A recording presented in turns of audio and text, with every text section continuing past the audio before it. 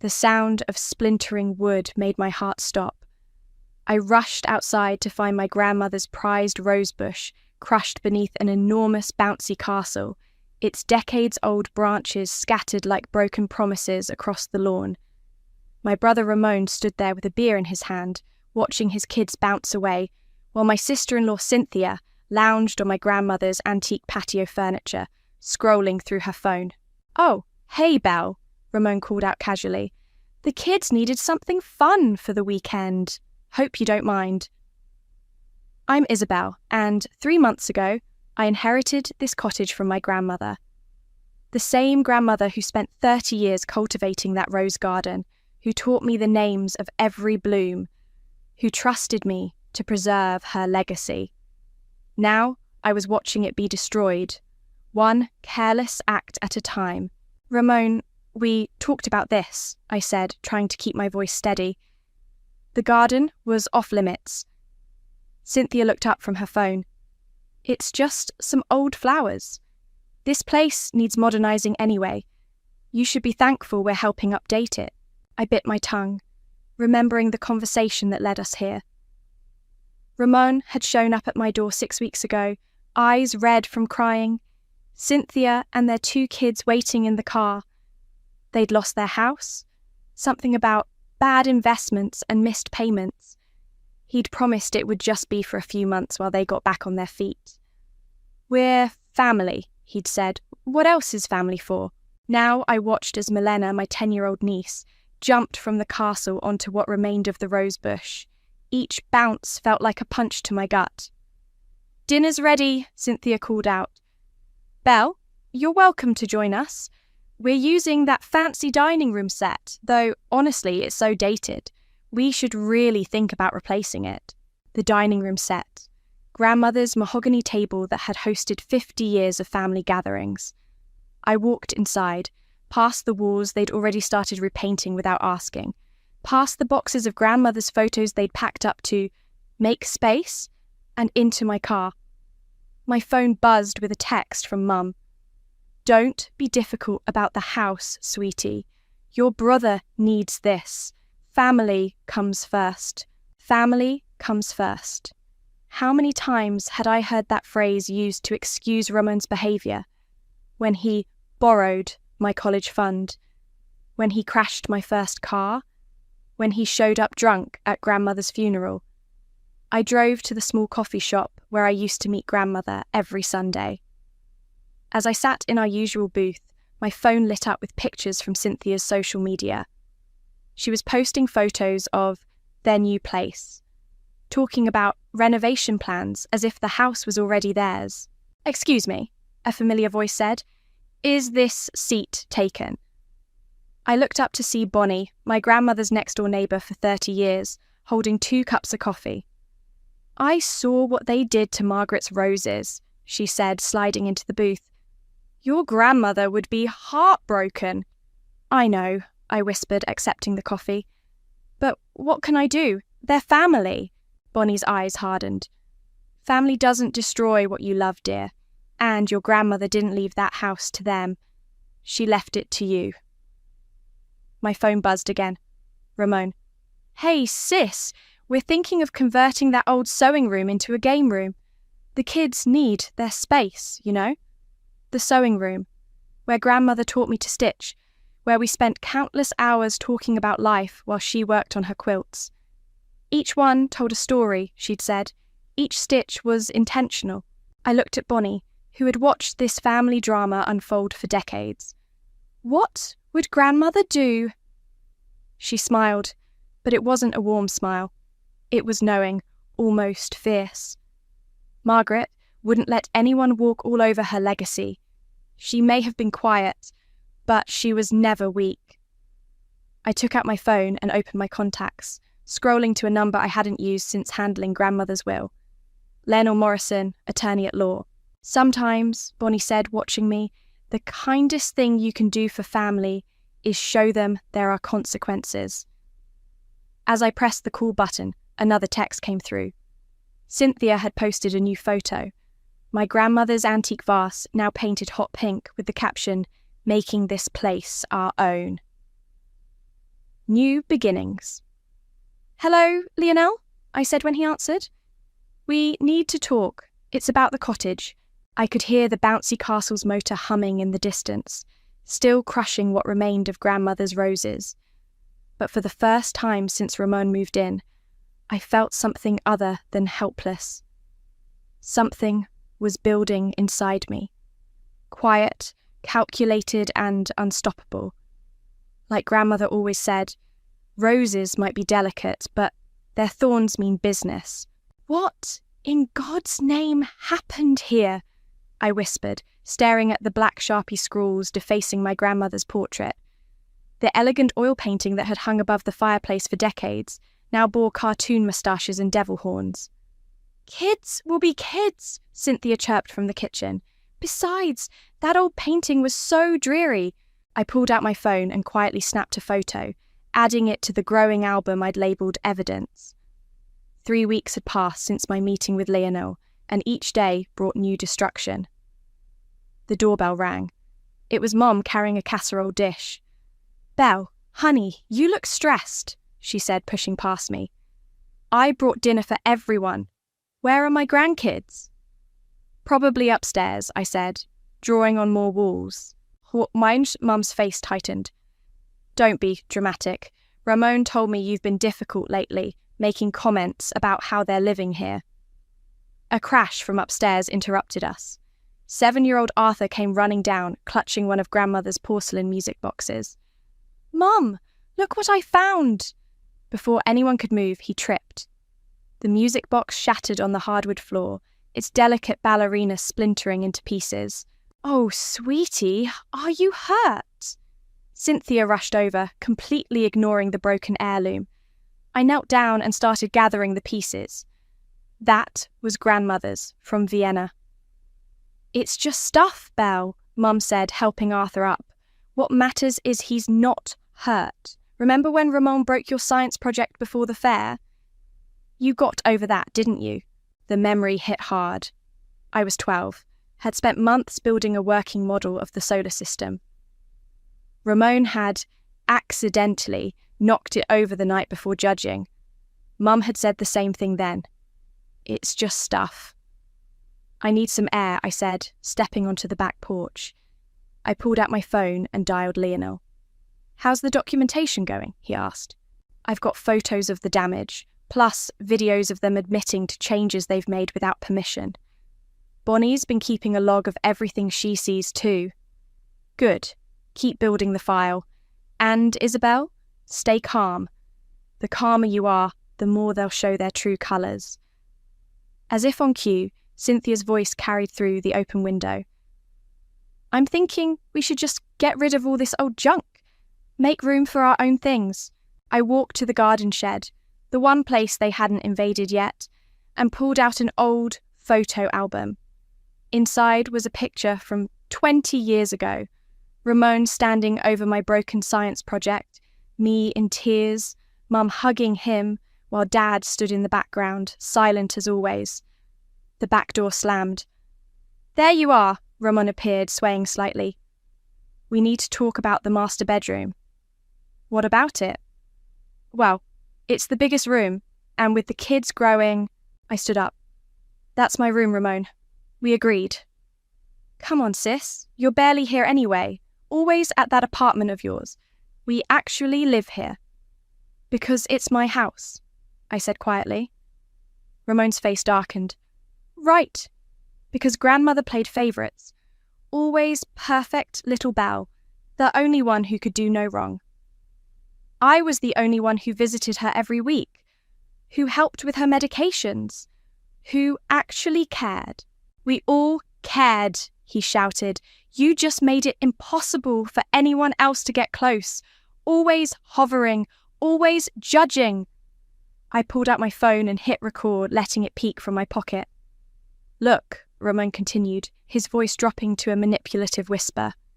"This house is too big for just you. We're a family. We need it more. Why can't you understand that?" "Because it's not yours to take." He stepped closer. "We'll see about that." After he stormed off, I played back the recording. His threats were clear, his entitlement evident.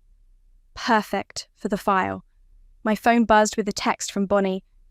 Just watched Cynthia throw out another box of your grandmother's things. Got pictures.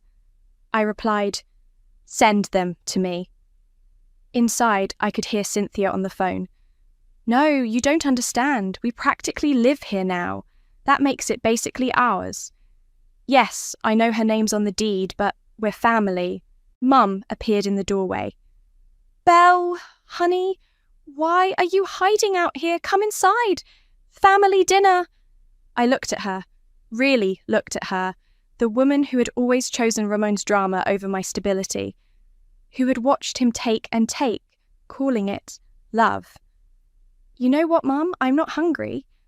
As I walked to my car, I heard Milena ask, why doesn't Aunt Belle like us anymore? Cynthia's response carried across the yard. Because she's selfish, sweetie. But don't worry. Soon, this will be our house anyway. I smiled slightly, thinking of the growing file on Leonel's desk. We'll see about that, I whispered, starting my car. I stood frozen in the doorway, staring at walls that had been seafoam green just 3 days ago when I left for my business trip. Now, they were painted a garish hot pink, and grandmother's china cabinet stood empty, its delicate contents nowhere in sight. Surprise! Cynthia emerged from the kitchen. We decided to brighten things up while you were gone. And don't worry about the china. We packed it away somewhere safe. My phone buzzed. A text from Dad. Family meeting tonight, 7 p.m. Important to be there. Oh, good. You got the message, Cynthia smirked. We have so much to discuss. I spent the next few hours documenting everything they'd changed, my camera clicking quietly as I moved from room to room. The antique mirror in the hallway, gone. Grandmother's handmade quilts, replaced with store-bought blankets. Even the kitchen herbs she dried and hung with such care had been tossed out for looking messy. At 6:55, cars started pulling into the driveway. Mum and Dad, Ramon's friend who happened to be a real estate agent, even my Aunt Linda, who hadn't visited grandmother once during her illness. Sit down, Belle, Mum patted the couch. We need to talk about what's best for everyone. I remained standing. Where's the china? Oh, honey, Mum sighed. That's not important right now. We're here to discuss the future of the house. Ramon cleared his throat. Look, sis, we've all been talking. This situation isn't working. Finally, something we agree on, I said. The thing is, Cynthia jumped in, this house is perfect for us. The schools are better here, the kids are settled, and let's be honest, you're never here anyway. Because you've taken over every room. Belle, Dad spoke up, his voice carrying that familiar tone of forced patience. Your brother has a family. They need stability. You're single, you have your apartment. It just makes more sense. To what? I interrupted. To give them my house. It's not just your house, Ramon stood up. Grandmother meant it for all of us. You just manipulated her into... Careful, I warned quietly. The point is, the real estate agent interjected, Ramon and Cynthia are willing to take over the mortgage. We've drawn up some paperwork. I laughed. Actually laughed. There is no mortgage. Grandmother owned it outright.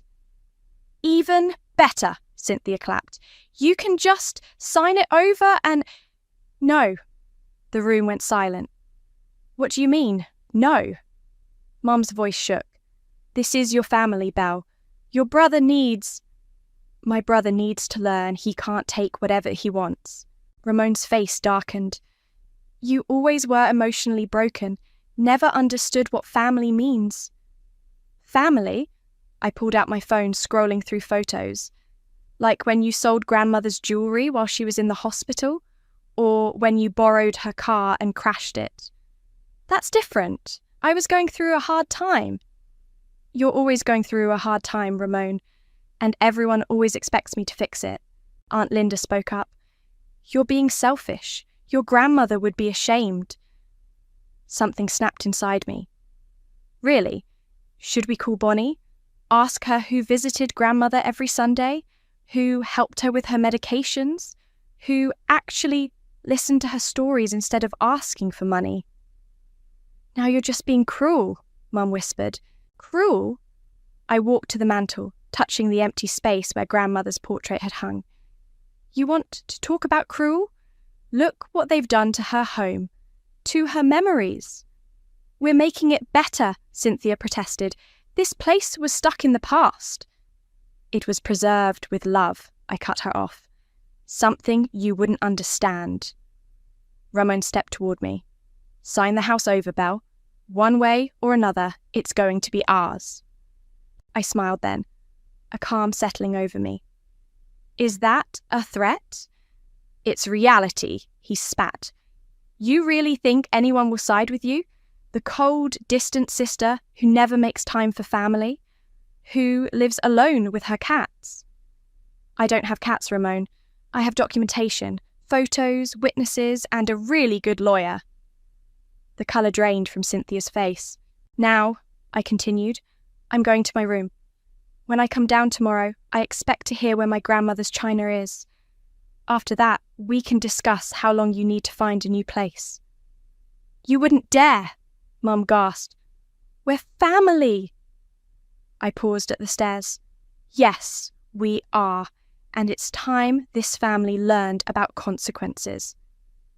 As I climbed the steps, I heard Ramon's angry voice. "She's bluffing! She won't really—" I pulled out my phone and sent a quick text to Lionel. "Initiate Phase 1. His response came immediately. "Papers ready. They won't know what hit them." From downstairs, I could hear them plotting, strategizing, certain of their victory. They had no idea what was coming. Sometimes, the quietest person in the room is the one you should fear the most. "The property inspection is scheduled for tomorrow at 9 a.m, Lionel said, spreading documents across his desk. "Given what Bonnie's documented, it should be interesting," I nodded, watching him sort through photographs. "They still won't tell me where Grandmother's china is."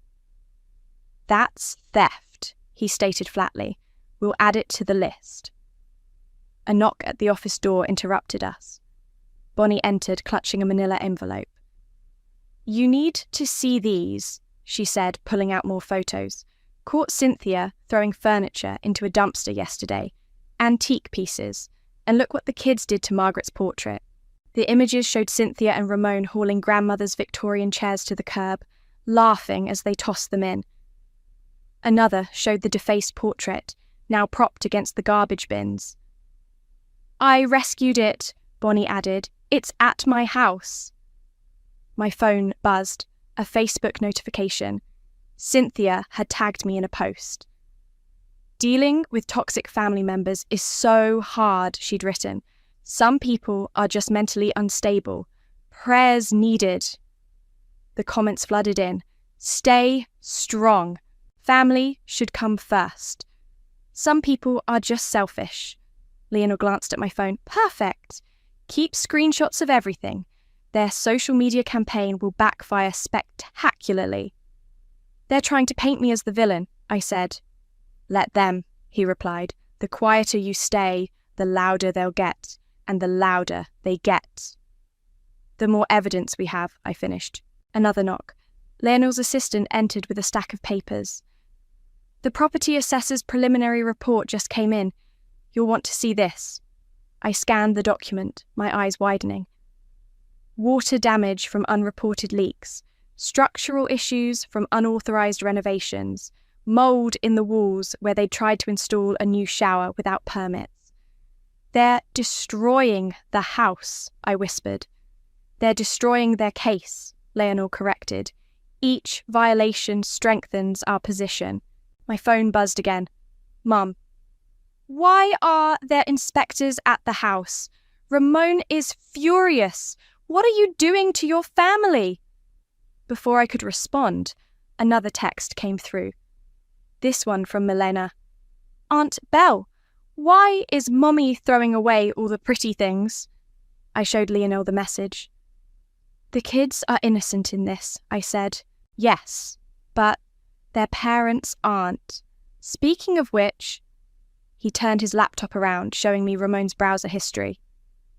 Your brother left his Facebook logged in at the library where I get coffee. Look what he's been researching. The screen showed articles. How to contest a will. Suing siblings over inheritance. Proving mental incompetence in property disputes. They're planning to claim grandmother wasn't competent when she left me the house, I realised. They can try, Leonor smiled. I have her medical records, witness statements, and the video she made explaining her decision. Would you like to see it? What video? He pressed play. Grandmother's face filled the screen, her eyes clear and determined. I'm leaving the cottage to Belle, she said firmly.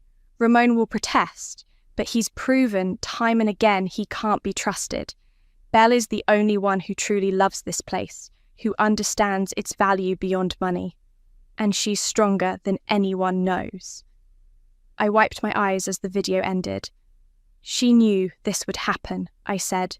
She knew Ramon, Bonnie corrected. We all did. That's why she made sure everything was legally airtight.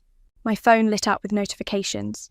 Cynthia was live streaming from the house, giving a tour of all the improvements they'd made. And this awful wallpaper had to go, she was saying, showing the stripped walls of grandmother's bedroom. The old lady had no taste. Keep streaming, I muttered. Keep documenting your own destruction. Leonor gathered the papers into a file. The eviction notice is ready. We can serve it whenever you say. Not yet, I said, watching Cynthia's stream.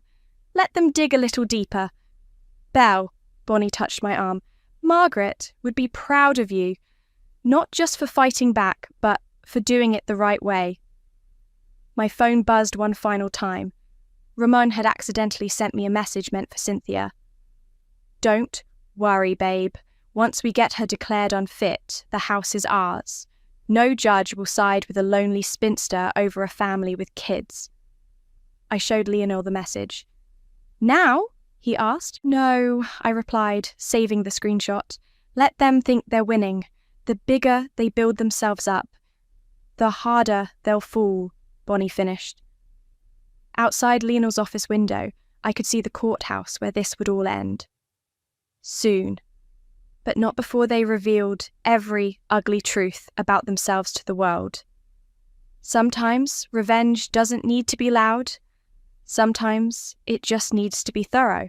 The inspectors moved through the house like silent ghosts, taking photos and measurements while Ramon and Cynthia hovered anxiously nearby. I stood in the kitchen, pretending to make coffee while recording everything on my phone. Mom, one inspector called out, could you come look at this? In grandmother's pantry, black mould crept up the walls like evil fingers. The inspector pointed to water damage spreading across the ceiling. This is recent, he said, probably from the unauthorized bathroom installation upstairs. The entire structure could be compromised. We were improving the house, Cynthia protested from the doorway. That bathroom needed updating. Without permits? The inspector raised an eyebrow. And who authorized these modifications? Before Cynthia could answer, the front door burst open. Mom and Dad stormed in, faces red with anger. What is the meaning of this? Mum demanded. Why are you having people inspect your brother's home? My home, I corrected quietly. And it's a standard property assessment. Property assessment? Ramon appeared, waving his phone. More like gathering ammunition. I saw your lawyer's car outside his office yesterday. You're following me now? We're protecting our interests, Cynthia snapped. Eviction, you think we don't know what you're doing? Building a case against us?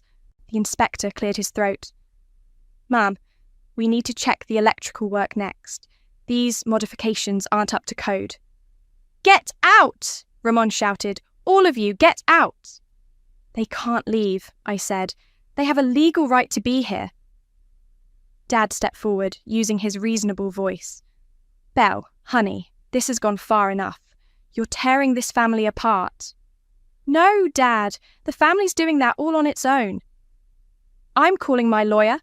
Cynthia pulled out her phone. "This is harassment!" "Actually," I said, "harassment would be more like the social media posts you've been making. The ones calling me mentally unstable." She paled slightly. "Or maybe," I continued, "it's like following me to my lawyer's office, taking photos of my comings and goings." "We have rights," Ramon shouted. "We live here. Without a lease, without paying rent, without permission to modify the property." Mum burst into tears. "Why are you doing this to us? To your own brother?"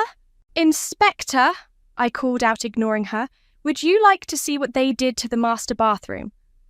As we climbed the stairs, my phone buzzed with a text from Lionel. "Cease and desist letter sent to Cynthia regarding defamation. Eviction notice ready." The inspector let out a low whistle when he saw the bathroom. They'd ripped out grandmother's original clawfoot tub, leaving holes in the floor and exposed pipes everywhere. "This is..." He shook his head. "This is going to need extensive repairs."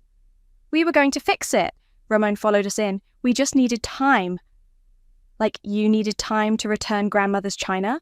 I asked. "Or her jewellery? Or her..." "You bitch!" Cynthia appeared in the doorway. "You entitled, selfish bitch. You think you're better than us just because that old woman played favourites."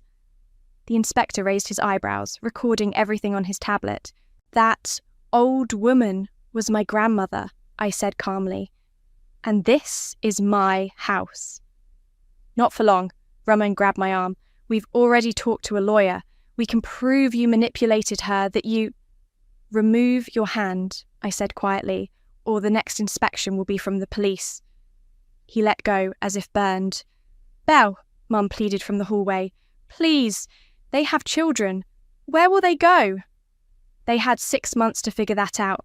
Instead, they decided to try taking what isn't theirs. My phone buzzed again. A social media notification. Cynthia was live streaming. And now she's brought strangers into our home, trying to intimidate us, just because she's jealous of our family, of our happiness. The inspector cleared his throat. "Mum, are you recording this official inspection?" Cynthia's face fell. "Because that could be considered interference with a legal process." I smiled slightly. "Don't worry, Inspector. Everything's being documented. Everything." "This isn't over," Ramon hissed as the inspection team moved to the next room. "You're right," I agreed. "It's just beginning." Later that evening, as I sat in my apartment reviewing the inspector's preliminary report, my phone lit up with a notification. Ramon had accidentally left his browser open on the family computer. The tab showed an article. "How to challenge inheritance on grounds of mental incompetence." I forwarded the screenshot to Lionel, adding, "Time for phase 2?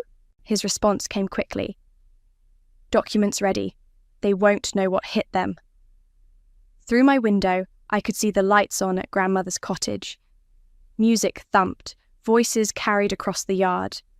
They were having another party, celebrating their imagined victory. Let them celebrate, I thought. The best revenge isn't served cold.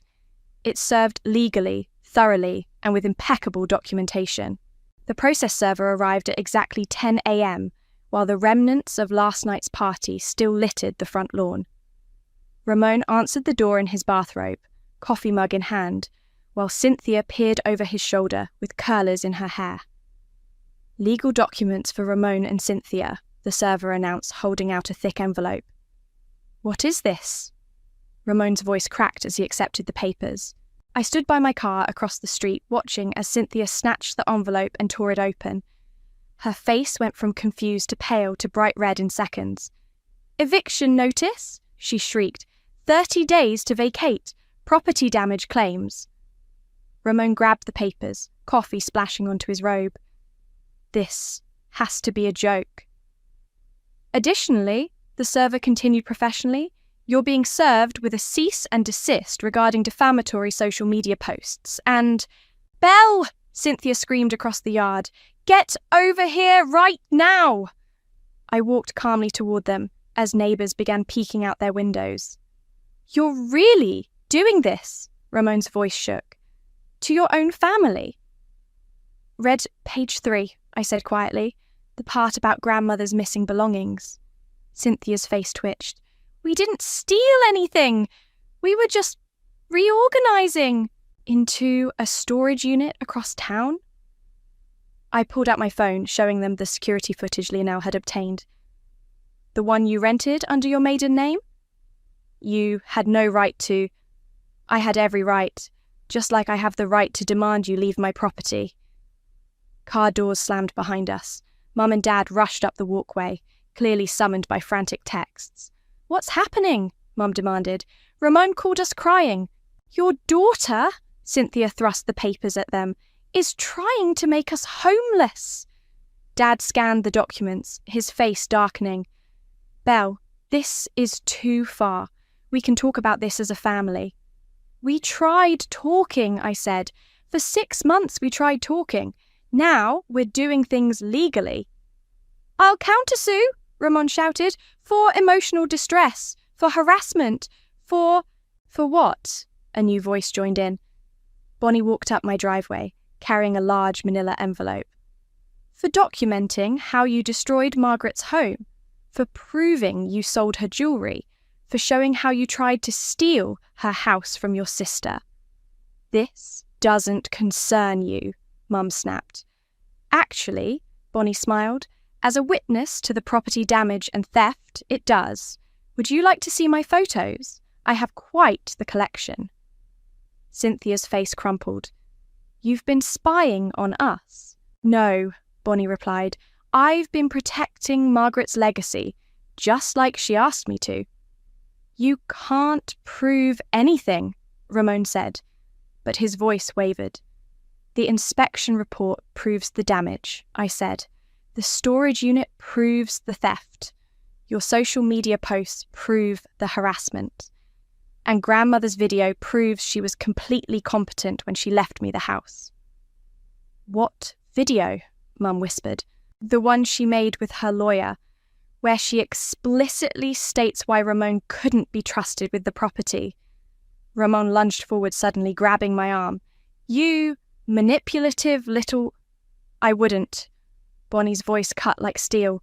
"Assault charges wouldn't help your case." He released me, stepping back. 30 days, I said, rubbing my arm. "Return grandmother's belongings, pay for the damages and leave." "Or what?" Cynthia challenged. "Or I press criminal charges for theft and property destruction.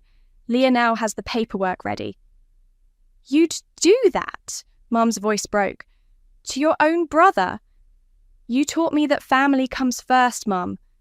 But you never taught Ramon that family goes both ways." "We'll fight this," Ramon declared. "We'll get lawyers, we'll—" "You'll what?" I interrupted. "Prove that you destroyed the house. Prove that you tried to steal it. Prove that you've been planning this takeover for months." I pulled out my phone, showing them Ramon's browser history. His face went pale. "How did you—" "You really should log out of public computers, brother." Cynthia started crying, mascara running down her face. "Where are we supposed to go?" "That's not my problem," I said, "just like it wasn't your problem when you threw out grandmother's memories." Mum stepped toward me, hand raised to slap, but Dad caught her arm. "Don't," he said quietly. "You'll just make it worse." 30 days, I repeated, turning to leave. "Not 1 day more." "You'll regret this," Ramon called after me. "When you're old and alone, you'll regret choosing a house over family." I stopped and looked back. "I didn't choose the house over family, Ramon. You chose greed over sister." As I walked away, I heard Bonnie say, "I have more photos if anyone's interested. Margaret always said documentation was the best protection against liars." The sound of Cynthia's wailing followed me to my car, but for the first time in months, I felt at peace. Sometimes the quietest person in the room is the one you should fear most. especially when they have proof of every wrong you've done.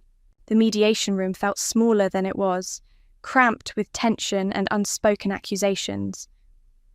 Ramon and Cynthia sat across the table, their lawyer between them, while Mom and Dad huddled in chairs against the wall. Lionel arranged documents in front of me with surgical precision. "Let's begin," the mediator said.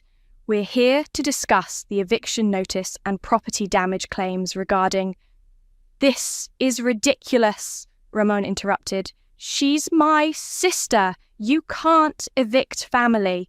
"Mr. Ramon," the mediator's voice hardened, "interruptions won't help your case.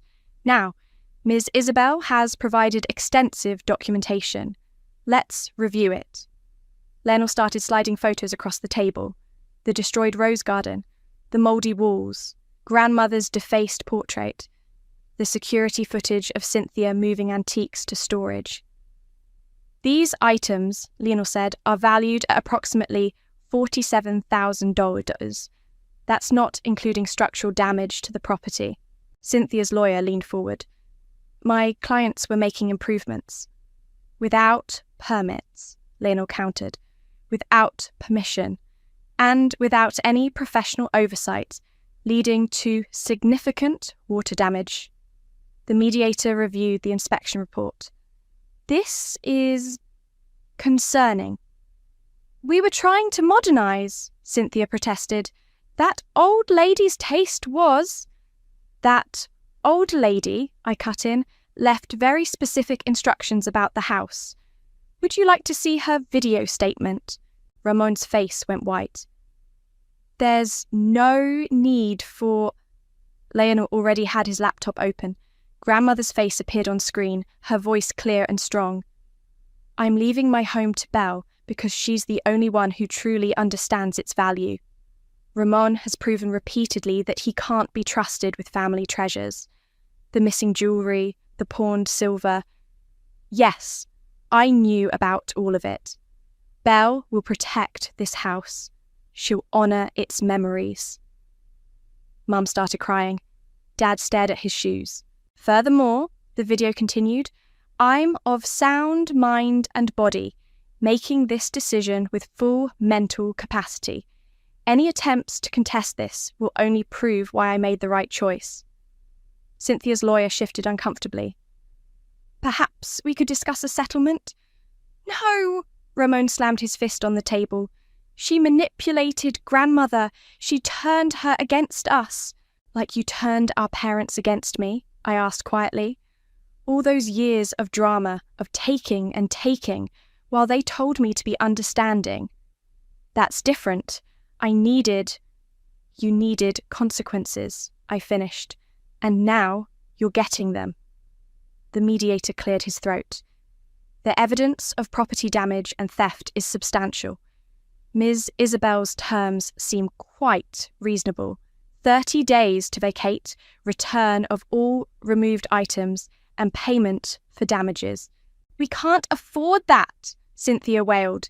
"You could start with returning grandmother's china," I suggested, "and her jewellery." "The jewellery's gone," Ramon mumbled. "We sold it," Mom gasped.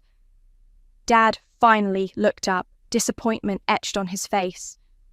"Then we'll add its value to the damages," Lionel said, making notes. "We have appraisals for everything." "This isn't fair," Cynthia stood up, mascara running. "We have children. Where are we supposed to go?" "Perhaps," the mediator said dryly, "you should have considered that before destroying someone else's property." Ramon turned to our parents. "Mum, Dad, say something." But for the first time in my memory, they stayed silent. "Here are your options." Lionel laid out 3 documents. Option 1, accept the eviction, return what you can, and set up a payment plan for damages. Option 2, refuse and face criminal charges for theft and destruction of property. Option 3, try to fight it in court, where we'll present all this evidence, plus the social media harassment, plus... "Enough!" Ramon's voice cracked. "We'll take option 1. "Ramon!" Cynthia shrieked. Bro, we can't just... We lost, Cynthia. Look at the evidence. Look at what we did. We lost. The mediator nodded. A wise choice. Let's discuss the terms. As Leonor outlined the agreement, I watched my brother. Really, watched him. The entitled anger crumbling into defeat. The realization that, for once, he couldn't charm or manipulate his way out. I never wanted this, I said softly. I just wanted you to respect what grandmother left me. You could have shared, Mum whispered from behind. Like Ramon shared my college fund, my first car, my inheritance from Dad's parents. Dad flinched at that. The papers were signed within the hour. As we left the room, Cynthia turned to me one last time. I hope you're happy destroying your family like this. No, Cynthia. The family was destroyed long ago. I'm just finally standing up to the destroyers. Through the window, I could see grandmother's cottage in the distance. Soon, it would be quiet again. Soon, the roses would bloom again. Sometimes, the biggest victories come not with a bang, but with the quiet scratch of a pen on paper, making things right at last. The moving truck pulled away from the cottage, carrying the last of Ramon and Cynthia's belongings. I stood in the garden, planting new rose bushes where grandmother's had once bloomed, while Bonnie worked beside me. They didn't even say goodbye, Bonnie remarked, patting soil around a tender plant. No, I agreed, but they did leave this. I pulled out a crumpled note found in the kitchen. We're staying at the Sunset Motel off Highway 12. The kids miss their aunt. Manipulation until the end, Bonnie sighed. My phone buzzed. A text from Mum. I found some of Margaret's china in our attic. Ramon must have hidden it there. When can I bring it by? Before I could respond, another message appeared. This one from Milena. Aunt Belle, I'm sorry about the roses. And grandmother's picture. I didn't want to draw on it, but Mum said it would be funny. I showed Bonnie the messages. The truth always surfaces, she said, standing up and brushing dirt from her knees. Speaking of which, she disappeared into her house next door and returned carrying something wrapped in a sheet. Found this behind my water heater this morning. Think you might want it. My hands trembled as I unwrapped grandmother's portrait.